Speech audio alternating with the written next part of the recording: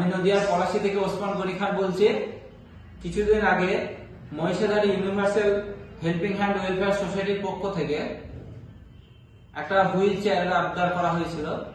সেই হুইল চেয়ারটা আমাদের হাতে পৌঁছায় এবং আমরা ঠিকমতো নদিয়ার কালীগঞ্জ থানার বড়কুলবিড়া গ্রামে একটা দুস্থ বাচ্চা ছেলের হাতে কাছে পৌঁছিয়ে দিই, যেটার মাধ্যমে ওর পরিবারের যথেষ্ট খুশি ও খুবই আনন্দিত বাচ্চাটাও।